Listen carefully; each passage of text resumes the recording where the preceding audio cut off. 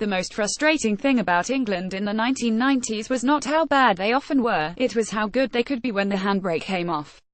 Victories were often achieved in spectacular style, especially against Australia.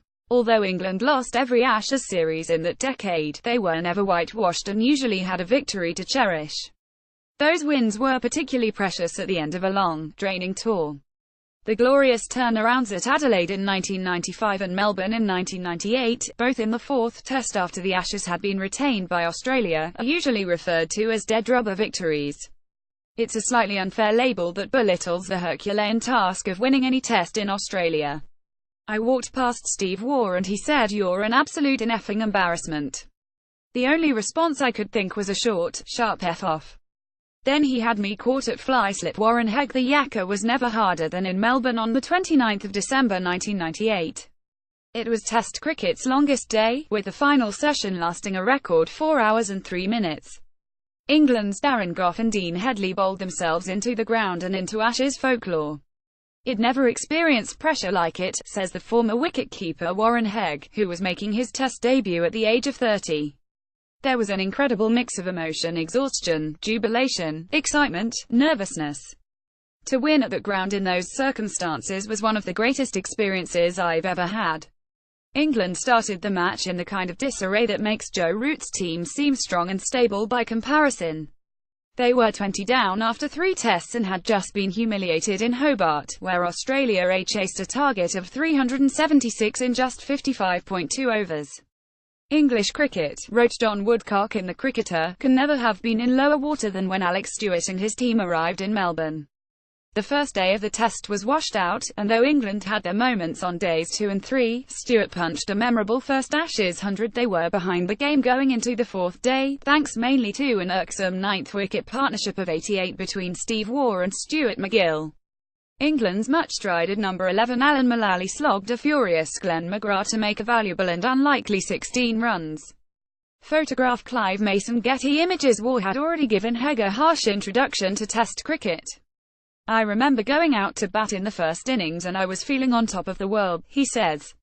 "I walked past Steve Waugh, who was at square leg, and he said, 'You're an absolute effing embarrassment.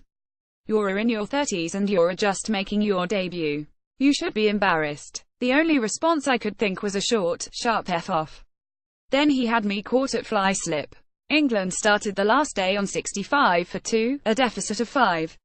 They lost wickets steadily despite half-centuries from Stewart, his vice-captain, Nasser Hussain, and a fluent Graham Hick, who thumped 60 from 82 balls.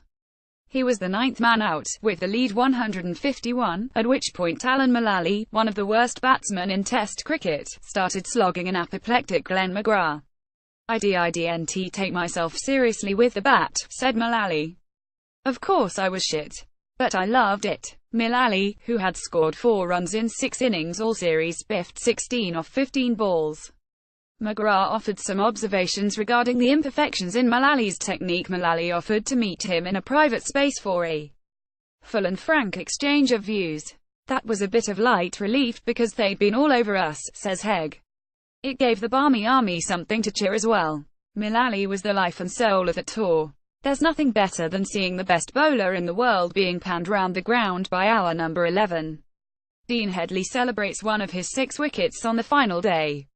Photograph Ian Waldy. Reuters. Mullally's innings left Australia needing 175 to win. They had a strange problem with small targets, which Stewart highlighted in the England dressing room, but were cruising at 103 for 2 when Mark Ramprakash took a staggering diving catch at square leg to dismiss Justin Langer. The catch, and Ramprakash's angry, strutting celebration, injected a flagging England with a maximum available dosage of energy and belief. The entire Australia innings took place in the marathon evening session. Headley had already bowled a 7-over spell when he returned to the attack. With the ball starting to reverse, he and Gough, both fast, skiddy and relentless, were an even greater threat. Headley rampaged through the middle order, taking 4 wickets for 4 runs in 13 balls, and Australia slipped from 130 for 3 to 140 for 7. Waugh, who for England fans stood alongside Death and Taxes, was still at the crease. He and the debutant Matthew Nicholson inched Australia towards the target they needed 14 when Waugh claimed the extra half hour. Headley, whose second spell had been going almost 2 hours, went to the well one last time to have Nicholson caught behind. A straightforward wicket-keeper's catch felt like the best catch in the world, says Hegg, because it meant we had another Australia wicket. Waugh took a single off the first ball of the next over, putting McGill on strike against Goff. There was no better man to have in that situation, says Hegg. In Goffey's mind every ball was a wicket-taking delivery. The trajectory of Goff's first delivery to McGill could not have been better had he drawn it on a graphic. It was a perfect reverse-swinging Yorker that thudded into the stumps. 2 balls later he nailed McGrath-LBW with another Yorker. Australia had lost the last 7 wickets for 32 and England won by 12 runs.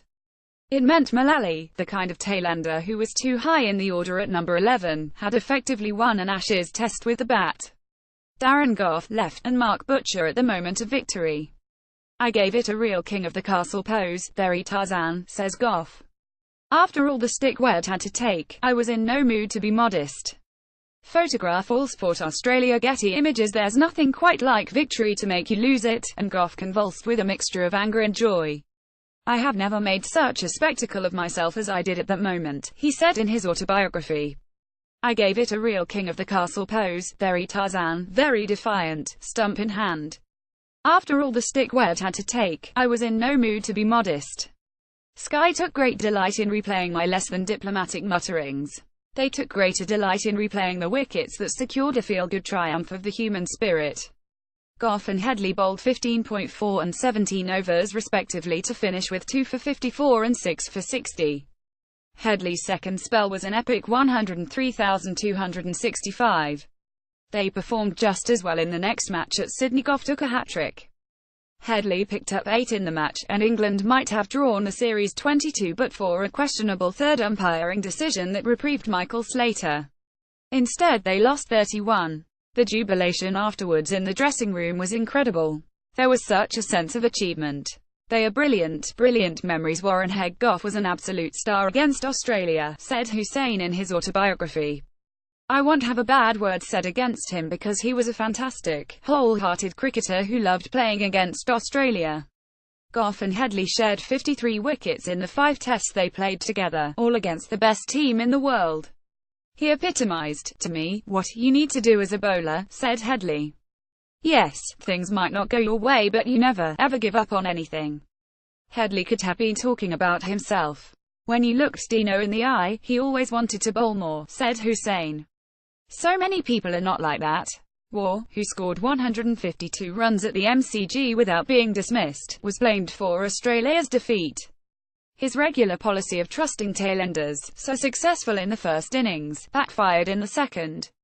Waugh's despondency at the end delighted Stewart, not out of spite of schadenfreude but because it showed how worthy England's win was.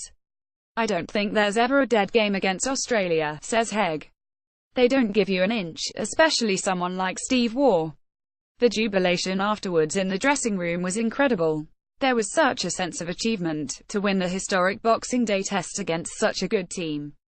When the adrenaline wore off, the England team were spent but they forced down a few 4.5% ABV energy drinks at the team hotel with their families and the Barmy Army. The players took turns to stand on a table and sing Oasis songs. We partied long into the night, I know that, says Hegg. They are brilliant, brilliant memories. It's also a brilliant precedent for the current team, proving that, no matter how bad things are on an Ashes tour, there is always the chance to take a shortcut from rock bottom to cloud 9.